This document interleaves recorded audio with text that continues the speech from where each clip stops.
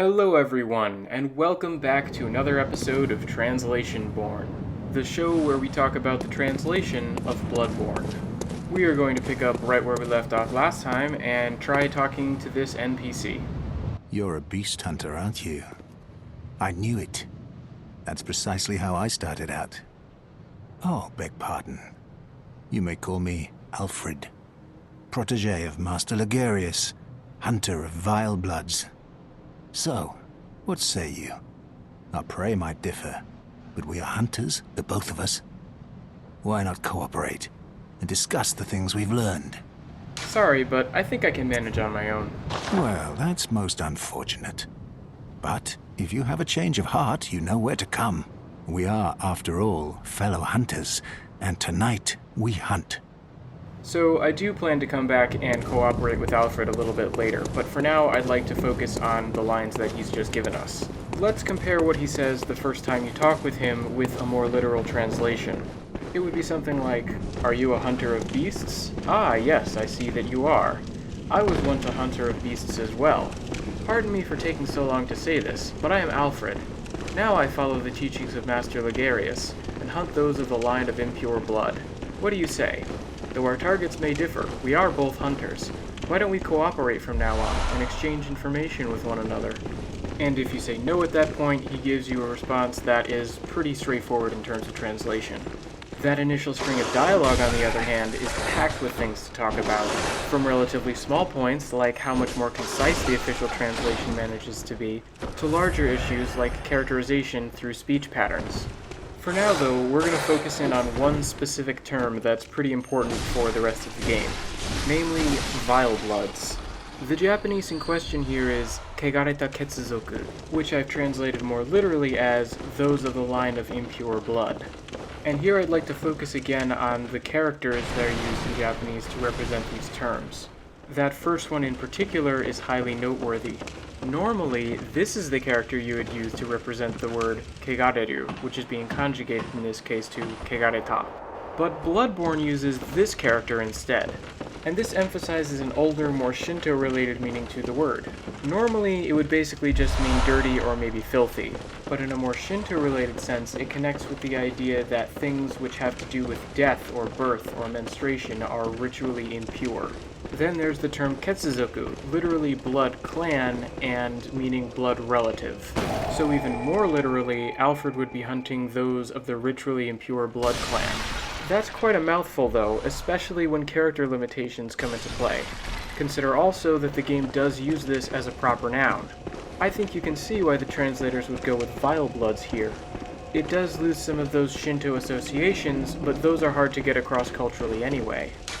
And on that note, let's get to this note on the door. This town is long abandoned. Hunters not wanted here.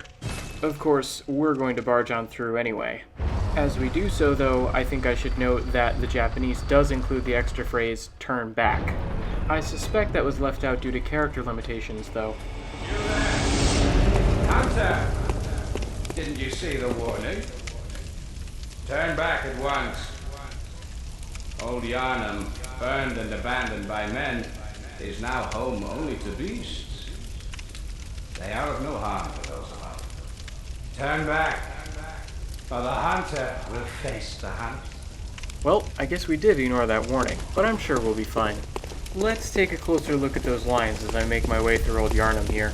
A more literal translation of this dialogue might be something like, "Hey, hunter, did you not read the warning? Turn back. The old city center is a town of beasts. After being burned and abandoned, they merely live here, cooped up. What harm could they pose to the people above? Turn back. Otherwise, we will hunt you." So, as usual, there are a few things I could talk about here, but the one thing that really jumps out to me is that last line, because in a somewhat unusual twist, the English is avoiding a subject here that the Japanese specifies. It's the difference between, "or the hunter will face the hunt," and, "otherwise, we will hunt you." So who is this we? Well, actually it's even a little bit more complicated than that. The Japanese term being used here, wareware, can be used to refer to the first person in both the singular and the plural. The usage of the term for the singular is more rare and more formal than the usage of the term for the plural, but it does remain as a possibility. So in terms of what's being referred to in the Japanese, it could be I will hunt you, the beasts and I will hunt you, my compatriot and I will hunt you, or we all, in other words, the beasts, my compatriot, and myself, will hunt you. And when I hear that term in the Japanese, ware ware, it has the effect of making me wonder, well, how inclusive exactly is this reference? Who is we, or is it actually I? The official translation, on the other hand, seems to come at this from a different angle. By using the phrase, or the hunter will face the hunt, the emphasis is pretty strongly placed on the role reversal. Of course, the subject is still left unclear. It never specifies who exactly is going to be hunting the hunter. But at least for me, with this new phrasing, it doesn't make me wonder who exactly is being referred to here. And really, that's fine. I think the official translation sounds cool and fits in well. But it's interesting to think about from the perspective of things getting lost in translation. Because that's something that can happen not just with things having cultural relevance in Japan that they might not in another culture. It's also something that can happen when you choose to emphasize one aspect of something over another. And with that in mind, let's take a look at this torch we just picked up. Hunter's Torch. A torch formed by wrapping a pine resin-drenched cloth around the end of a long stick, once used in Old Yharnam. Designed to incinerate beasts and victims touched by the scourge. Its fire damage is highly effective against beasts. Now, as far as this item is concerned, the translation is pretty straightforward. But there is one thing here that ties into the game as a whole that I think is worth talking about. And that's actually the name of the area we're in right now. In Japanese, the term that's being used is Kyushigai. And as you may have noticed from my more literal translation of the dialogue earlier, one way to render this might be Old City Center. That first character, Q, means old, ex, or former. Shigai is a little bit more complicated, but essentially it means a town center. Actually, you have another great example of the use of that term in Yharnam Shigai, which is Central Yharnam. Another way to think of this might be in terms of having a current Central Yharnam and a former Central Yharnam, with our current location being the former Central Yharnam. Really, the concept that's at work here is pretty straightforward. Like many cities and towns in the real world, what was once the heart of Yharnam has now been abandoned. In real life, sometimes these places are referred to as old towns, like Old Town New York. Of course, in Old Yharnam's case, you have them deliberately shutting off and burning down the town because people were turning into beasts.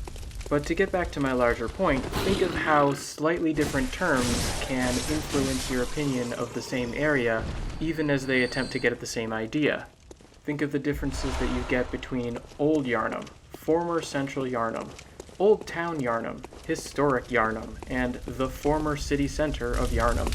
Different terms matter because they do give you a different impression of the central idea. But at this point I feel like we're about to get yelled at again. You are a skilled hunter, adept, merciless, half cut with blood, as the best hunters are. Yeah, I get the impression this is leading somewhere I don't like.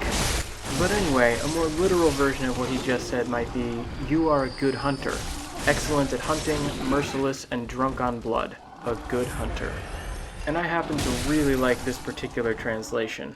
Substituting adept for excellent at hunting I think is a great decision, and using the British expression half cut for drunk is another great atmospheric choice, even if as an American I didn't really get it the first several times I played the game.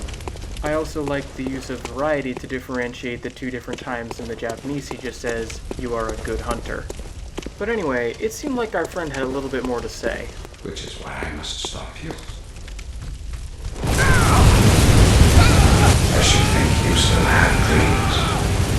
Well, the next time you dream, give some thought. Okay, I guess I did blatantly ignore several of his warnings. To get back to analyzing the translation, though, there's actually quite a lot to discuss for such a short set of lines. The last thing that Djura says in the official translation before he starts shooting that machine gun at you is, which is why I must stop you.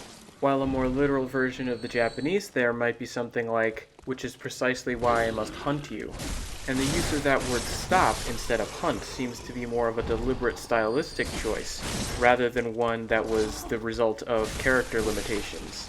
Stop and hunt, after all, are both written with 4 characters. We've already noted that the official translation tends to value differentiation like this, so it's not too much of a surprise.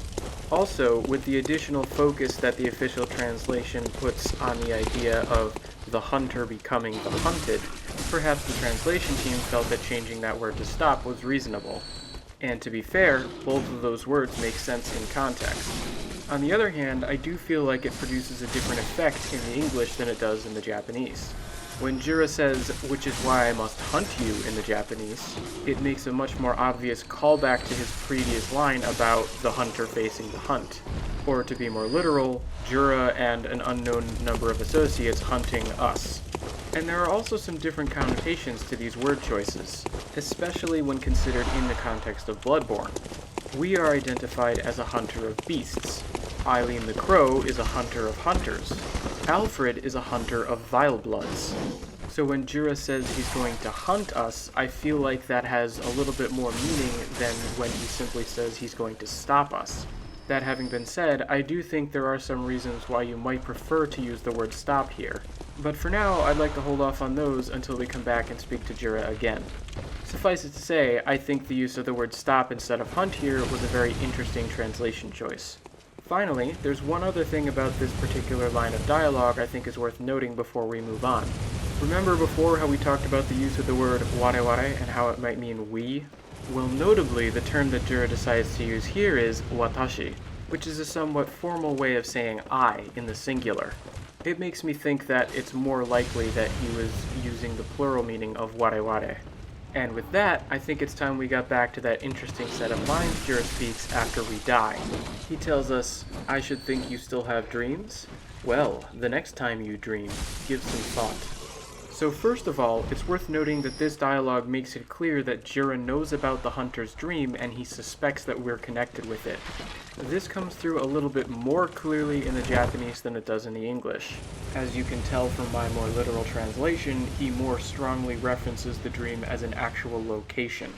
That having been said, I do think that the official version does get across the same idea that Djura knows about the hunter's dream, and the language that gets used is considerably more natural.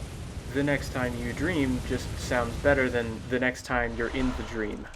But there is another point to this dialogue that I think the Japanese does manage to pull off, on the whole, better than the English. And that has to do with the way that the words trail off. In English, the last thing you hear is, "give some thought." And then Djura just seems to get cut off. So on the one hand, it makes it very clear that Djura hasn't finished speaking, but on the other hand, it's kind of infuriating. You really wonder what he was going to say. In the Japanese, while I still think it's pretty clear that he's getting cut off, his final statement is a little bit more self-contained. That's something else I tried to get across in my more literal translation. But anyway, it's worth mentioning that this might not be the fault of the translators at all. People have found the continuation of Djura's line. He says, "give some thought to the hunt and its purpose." And it's possible the translators didn't know the final line would be cut. And having noted that, let's get to this next item. Fire paper. Coarse paper that applies fire to weapons when rubbed. A hunter tool found in the Healing Church workshop. Since the tragedy that struck Old Yharnam, fire has become a staple in beast hunts and is thought to cleanse impurity. Certain types of beasts have an abnormal fear of flame. Alright, now let's dive into what a more literal translation might be.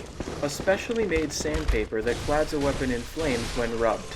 One of the hunter tools from the Healing Church workshop. As it was in the tragedy that once struck Old Yharnam, and in part due to a prejudiced belief in fire cleansing sickness, fire is a staple of beast hunts. Perhaps as a result, certain types of beasts are deathly afraid of flame. So there are a lot of translation choices in there that I like. I think it was good to go with coarse paper instead of sandpaper, for instance. And I like the phrasing of fire being a staple in beast hunts. But I do think there's at least one element of the Japanese that doesn't come through in the English as strongly as it should. This is the idea implied by the Japanese that perhaps the beasts only fear flame as much as they do because it's always been associated with hunts. On a related note, while the official translation does get across the idea that fire is thought to cleanse impurity, in Japanese, this thought is literally called a prejudice.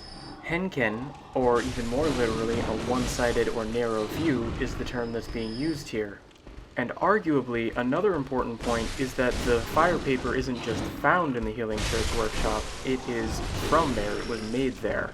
So the Japanese gives you this idea that people's prejudices about fire cleansing sickness or impurity is what's led to its constant use on the hunt.